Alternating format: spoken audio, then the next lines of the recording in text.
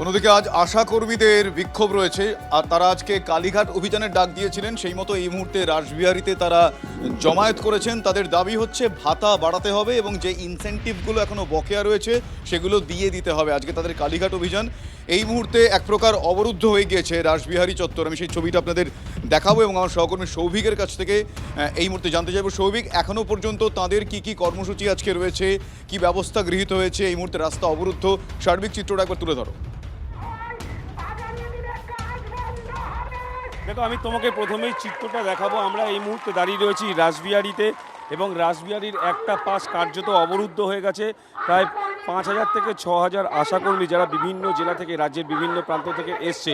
মূলত একটাই দাবি, তাদের যে মিনিমাম ওয়েজেস সেটা বাড়াতে হবে। 5,250 টাকা তারা মাসিক বেতন পায় এবং সেক্ষেত্রে ইনসেনটিভ তাদের 4 মাস ধরে বকেয়া রয়েছে এবং তাদেরকে যেসব সুবিধাগুলো সরকারি কর্মীরা পায়, অর্থাৎ তাদের যে চাকরি সেটাকে সরকারের আওতায় আনতে হবে।